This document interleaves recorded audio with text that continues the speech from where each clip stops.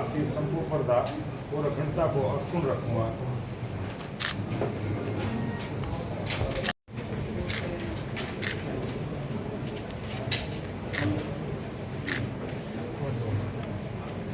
हमारे भारतीय जनता पार्टी के युवा नेता ही बोलूंगा देवेंद्र कौशिक जी से कि वो आए और अपना संबोधन हमारे बीच रखे। जय श्री राम। बहुत ही आदरणीय हरियाणा के पूर्व मुख्यमंत्री रहे कर्मठ पद पर बैठे मेरे सभी नेतागण, आज मैं तो आपके बीच में एक ही बात कहने के लिए आया हूँ। इस चुनाव में हमारा एक ही टारगेट होना चाहिए कि हमें नरेंद्र मोदी को प्रधानमंत्री बनाना है। हमारा आपस में कोई द्वेष नहीं है, कोई बात नहीं है। कुछ लोग ये अफवाह उड़ा रहे हैं कि हम चुनाव में मदद नहीं कर रहे। मैं आपसे वादा करता हूँ 20-22 दिन जितने भी बचे हैं, एक एक दिन मौन आजीवन करेंगे। हमारी प्रदेश की प्रवक्ता रही हैं और राष्ट्रीय अनुशासन समिति की सदस्य रही हैं। बहुत लंबे समय से पेशे से वकील गाँव मोहनलाल जी के साथ 2000 से 2005 तक जिला पार्षद रही है। बहुत ही वरिष्ठ नेत्री आज भारतीय जनता पार्टी के परिवार में आई है। एक बार जोरदार तालियां बजा के अभिनंदन, स्वागत। और इसी क्रम में हमारे वीरेंद्र सागवान जी, रिटायर्ड एसडीएम साहब, आज भारतीय जनता पार्टी का पटका पहन के माननीय मोहनलाल जी से भारतीय जनता पार्टी में अपनी आस्था जताते हुए बड़ौदा हल्के से निवासी आज पार्टी को ज्वाइन कर रहे हैं। आपका हार्दिक अभिनंदन है, स्वागत है। भारत माता की, भारत माता। अभी परिचय कराया गया कि राज्यसभा में सांसद रहे। मैं कह रहा हूं कि सांसद हैं ऐसे हमारे कृष्ण पंवार जी और रामचंद्र जांगड़ा जी, ये दोनों ही हमारे अभी सांसद हैं। और जो सांसद रहे वो हमारे बीच में हैं जनरल डीपी वत्स। अभी थोड़े दिन पहले ही उनका जो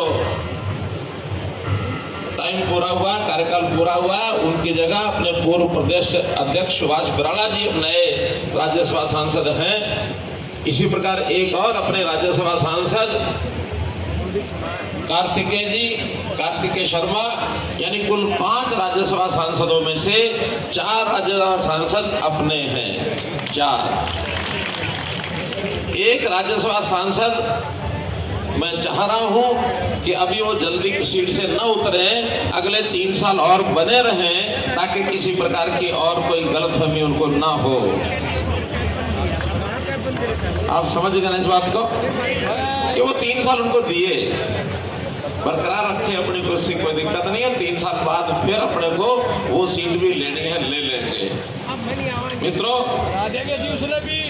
अभी नहीं हटाओगे, अभी 3 साल तो रखेंगे। मुझे तो हरा देंगे जी, आप पर बरकरार वो। इसलिए कह रहा हूँ, आप तो सीधे कह रहे हो, मैं घुमा के कह रहा हूँ। इसीलिए कह रहा हूँ कि वो 3 साल उसके बचा के रखने हैं। इसलिए मित्रों हमारे बीच में हमारी विधायक हैं बहन निर्मल चौधरी जी हैं, हमारे विधायक कृष्ण मिड्डा जी हैं, पूर्व विधायक पूर्व मंत्री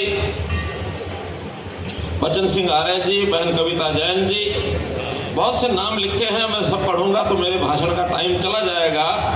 मैं तो मंच के ऊपर बैठे हुए सभी हमारे नेतागण, उन सबका अभिनंदन करता हूं, सबका स्वागत करता हूं और विशेष स्वागत करता हूं आज जिन्होंने पार्टी ज्वाइन की है, बहन बबीता दहिया। न केवल अकेले बल्कि इनके साथ और जो मुझे 25 नाम प्रमुख नाम हैं जो जेजेपी को छोड़ करके यहाँ आए हैं।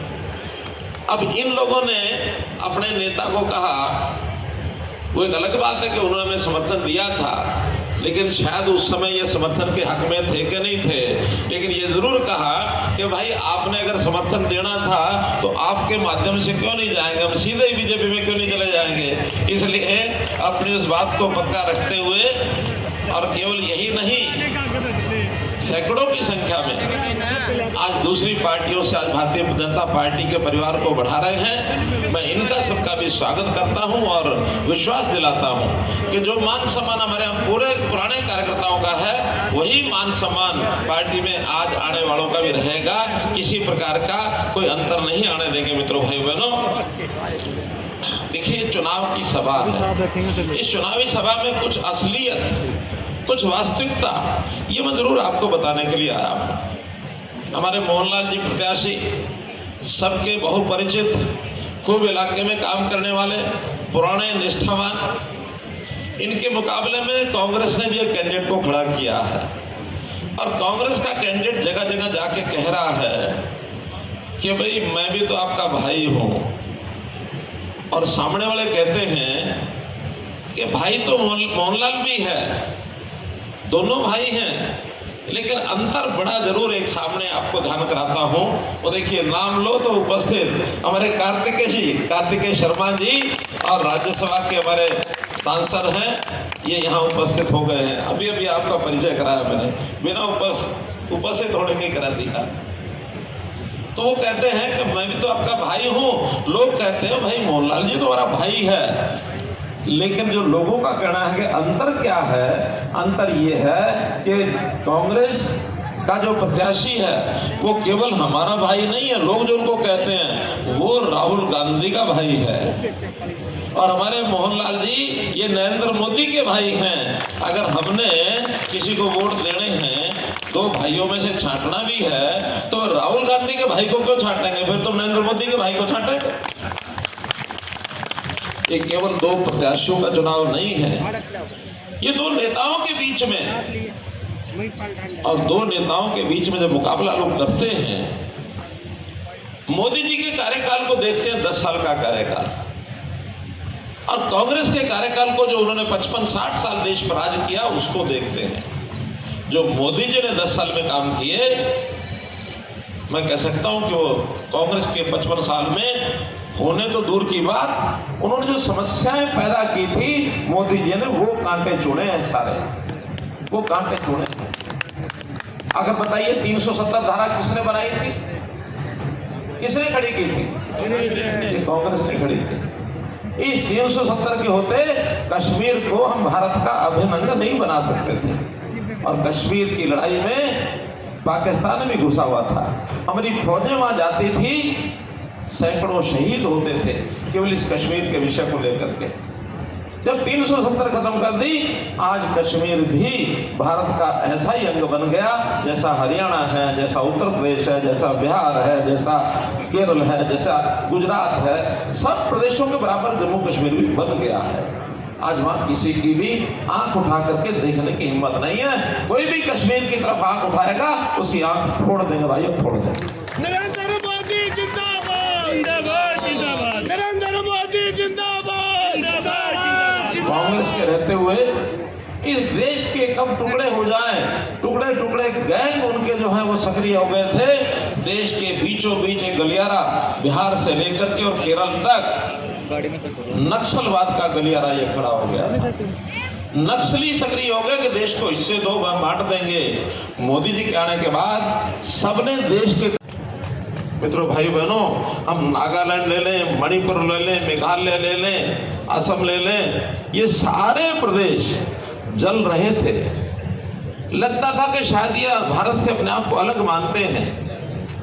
वहां पर एक आवाज निकलती थी कांग्रेस के टाइम पर, भारत को कहते थे दैट इंडिया, और एक गलत शब्द भी भारतवर्ष के लिए प्रयोग होता था जो आज समाप्त हो गया है। आज वही लोग वो कहते हैं वी आर इंडियंस, हम भारतीय हैं। ये देशभक्ति की भावना मोदी जी ने 50, 60, 70 चक्कर शायद लगाए होंगे, उन लोगों को अपने देश के साथ जुड़ने का एक मौका दिया है। ये है देशभक्ति की भावना, राष्ट्र प्रेम की भावना। मित्रों, इस राष्ट्र प्रेम का और देशद्रोहियों का मुकाबला आम जनता को पता लग गया है। अभी चुनाव हुए हैं, पिछले चुनाव 2 फेज के हो चुके हैं। हमारे मीडिया के मित्र वहां जाकर के और हर एक मतदाता से पूछते हैं आप वोट कहां डाल के आए हैं। जब वो पूछ रहे थे, साथ में कांग्रेस का भी एक कार्यकर्ता खड़ा था। कांग्रेस का कार्यकर्ता उस मीडिया वाले को कहता कि आप सीधे सीधे नहीं पूछ सकते, ये आचार संहिता का उल्लंघन है, आपको क्यों बताएगा? नहीं बताएगा। वोटर कहता है मैं बताऊंगा, लेकिन आचार संहिता का उल्लंघन नहीं करूंगा, इसलिए मुझे अपने ढंग से बताना है। कांग्रेस वाला भी कहने लगा चल कोई बात नहीं, बता दे। मीडिया ने कहा चल बता दे। वो वोटर कहता है मैं देशभक्ति को, राष्ट्रभक्ति को वोट दे के आया हूं। कांग्रेस का व्यक्ति कहता है देखिए आचार संहिता का उल्लंघन है। अभी कैसे आचार संहिता का उल्लंघन हो गया? ये देशभक्ति राष्ट्रपति कह रहा है, इसका मतलब तो ये सीधा सीधा कह रहा है कि मैं नरेंद्र मोदी को वोट दे के आया हूं। समझ गया ना मेरी बात? इसका मतलब कांग्रेस वाले भी निकाल रहे हैं कि अगर कोई देशभक्ति और राष्ट्रभक्ति को वोट देने की बात कहता है, इसका मतलब वो कह रहा है कि मैं नरेंद्र मोदी को वोट दे के आया हूं। यह है इनकी मानसिकता। देश को कभी समझा नहीं। इन्होंने सारे देश को अपने परिवार के तक सीमित रखा। आजाद भारत के बाद राज कांग्रेस ने नहीं किया, राज नेहरू परिवार ने किया भाई। और नेहरू परिवार ने, कांग्रेस का राज कभी नहीं आया है।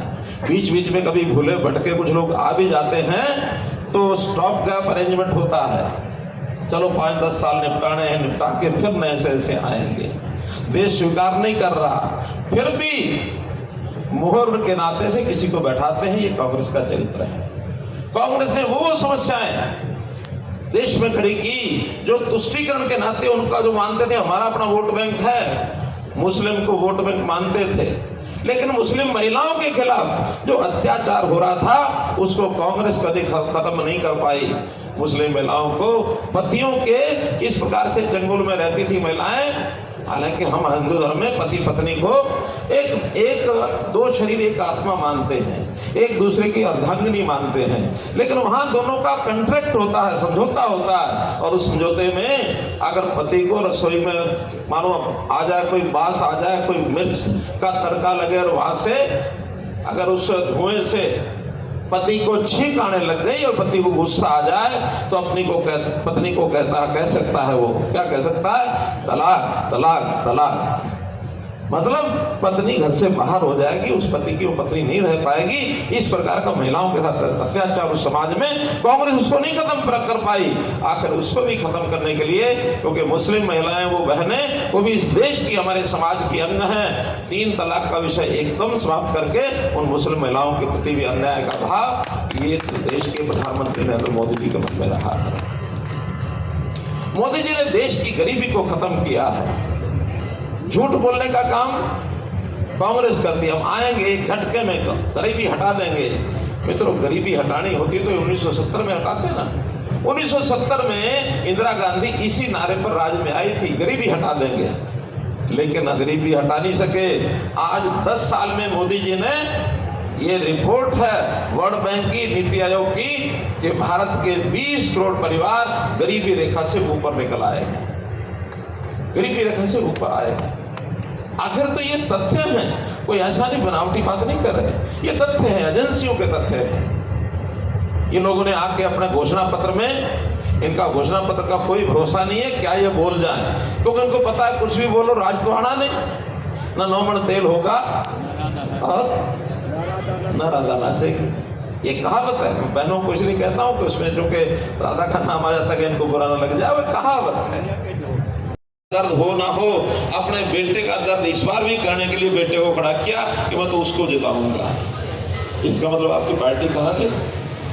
बाप बेटा एक दूसरे को जिताएंगे, बाकी पार्टी तो धराशायी है, पार्टी खड़ी हुई नहीं, ना कैंडिडेट है, ना लालच मिल जाए या जातिगत कार्ड खेल करके झूठ बोल करके मैनिफेस्टो के माध्यम से आगे बढ़ना चाहते हैं। इनका मैनिफेस्टो तो मैं कहूँगा जैसे एक्सपायरी डेट का चेक होता है, एक्सपायरी डेट का चेक है, बैंक भी नहीं भुनाने देगा, जनता भी नहीं भुनाने देगी। इसलिए भाइयों गोलमाल होंगे।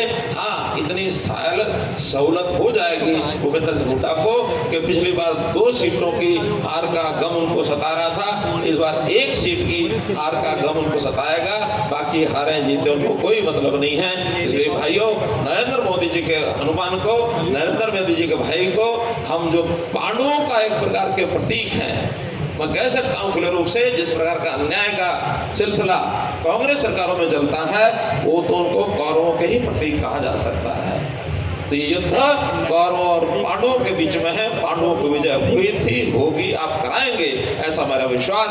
बहुत बहुत धन्यवाद, बहुत बहुत आभार।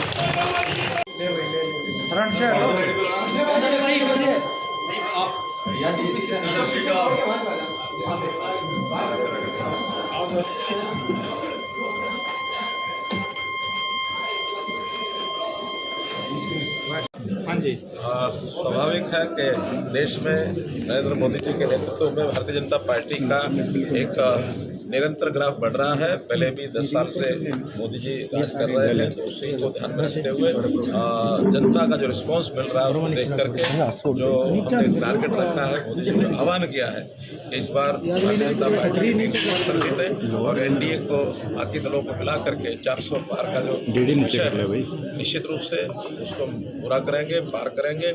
और उसमें भी हरियाणा की 10 सीटों का योगदान, 10 की 10 सीटें सोनीपत समेत, रोहतक समेत, करनाल समेत सब सीटों को मिला करके 10 हरियाणा का जो हमने मोदी जी को गारंटी दी है उसको पूरा करेंगे और अच्छे मार्जिन से जनता हमको जो प्यार दे रही है, जो उसका उनका उत्साह हम देख रहे हैं, ये टारगेट पूरा होगा ऐसा मेरा विश्वास है। कांग्रेस पार्टी तो ये कह रही है जो जमानत है वो मिल गई है, इस पर आपकी क्या प्रतिक्रिया? देखिए इसमें क्योंकि ये कोर्ट का मामला है तो कोर्ट के मामले में किसी बात पर टिप्पणी करना अच्छा नहीं है। कोर्ट ने ही बड़ा घोषित किया था, कोर्ट ने ही आज जमानत दी है। ये विषय एक जुडिशियल या जिसको कहना चाहिए अंडर लिटिगेशन कोई भी विषय होता है कमेंट करना ठीक नहीं। कांग्रेस पार्टी तो ये कह रही है कि बीजेपी अब की बार हरियाणा से 10 नहीं बल्कि 2 सीटें जीत सकती है। कांग्रेस की बात हमारे मुंह में क्यों डालो भाई, आप अपनी बताओ, जनता से पूछो। राहुल वर्सेस मोदी राहुल ने रायबरेली से बारम्बार किस तरह देखते हो? राहुल वो कौन सा वायनाड नहीं, वायनाड कहाँ से पहले वायनाड को तो उन्होंने धोखा दिया। वायनाड से बहुत पता लगा कि हाँ लोग वहाँ से नहीं आने वाले हैं, लेकिन चूंकि एक वायनाड से पहले से सांसद इसलिए द्वारा बनने की मजबूरी थी, उनको पता है कि हार उनको सता रही है। उनके बकलाट में से उन्होंने रायबरेली से भी फार्म भरने के लिए तय किया है, शायद कर दिया है या भरेंगे। ये एक प्रकार की उनकी बकलाट और हार है। इस हार को निश्चित रूप से हम इसी ढंग से देखेंगे कि पिछली बार उनकी 52 सीटें आ गई थी और 450 से ऊपर सीटों पर उन्होंने लड़ाई लड़ी थी। इस बार उनकी लड़ाई ही 350 पर बन रही है, बाकी दूसरे दलों में लड़ रही है। उनकी अपनी सीटें 52 से भी कम आई है। भूपेंद्र हुड्डा ने कहा कि सोनीपत में अब की बार बदला लेने का टाइम आ गया है और इसलिए ब्रह्मचारी को मैदान में उतारा है जो साफ मैंने बताया ना कि किसी विपक्ष के नेता की बात हमारे मुंह में डालने की इच्छा नहीं है, लेकिन फिर भी जनता जो कहने लगी है वो कहती है कि अगर हमने किसी दोनों भाइयों में से, आज मंच पर भी कहा है कि लोग वो अपने आप को कहते हैं मैं आपका भाई हूँ, लोग कहते हैं मोहनलाल जी हमारा भाई है, लेकिन अगर हमने अपने भाइयों से जो चुनाव लड़ना है उसकी जो तुलना उन्होंने की है कि एक भाई राहुल गांधी का भाई है, एक भाई मोहनलाल का भाई नरेंद्र मोदी का भाई है, तो नरेंद्र मोदी के भाई को देंगे, राहुल गांधी के भाई को क्यों देंगे? तो चुनाव तो राहुल गांधी और नरेंद्र मोदी के बीच में है, दो भाइयों में या दो इस प्रकार के लोगों में नहीं है कि जनता को इधर सोचना पड़े। जनता तो ये सोचती है कि हमें प्रधानमंत्री किसको देखना है। प्रधानमंत्री के नाते से जो 10 साल राज हुआ उसको और आगे बढ़ाते हुए जनता का एक मानस बना है। मोदी जी की गारंटी है जीवन व्यवस्था को यानी साफ सुथरा करना, आगे बढ़ाना, देश को और आगे बढ़ाना।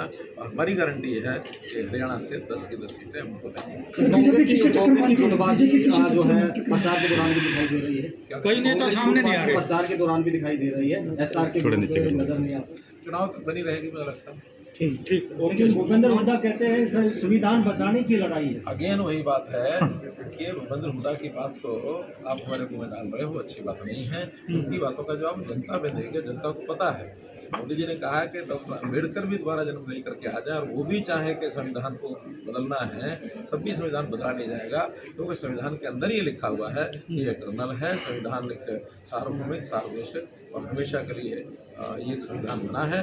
छोटी मोटी आवश्यकता के हिसाब से संविधान के अंदर संशोधन पहले भी होते रहे, आगे कोई बात आएगी, मान लो जनता चाहेगी, वो बातें होती हैं। लेकिन संविधान बदलना या संविधान को हटाना ये तो केवल उनकी बौखलाहट बता रही है ताकि जनता का ध्यान जो है वो हटाया जाए, इतना ही मात्र है विषय। लेकिन जनता समझदार है, जनता को समझ। मोदी जी की कोई रैली बड़ी अमित शाह जी की मोदी जी की 10 और 23 के बीच में कभी भी होंगी, क्योंकि जब भी हमारा 6वें फेज का चुनाव है, तो 5वें फेज की रैलियाँ चल रही होंगी, उसी में 6वें फेज होगी। अभी तो तीसरा मोहन जी के बीच में है, इसलिए हम स्थान तय कर रहे हैं। मुझे लगता है 2 या 3 रैलियाँ कहाँ पे सोनीपत में भी होंगी, संभावना बन पाएगी? कंसिडरेशन में है। पूरे 10 की 10 सीटों को हम जोन बना करके और सबकी रैलियों में प्रधानमंत्री जी को शादी से राष्ट्रीय ठीक है। आज राजनाथ जी भी आए हैं रोहतक में। ठीक है, उनका आशीर्वाद मिला। सर मोदी राजा को जमानत मिल गई, उस पर आप क्या करोगे? Okay bye.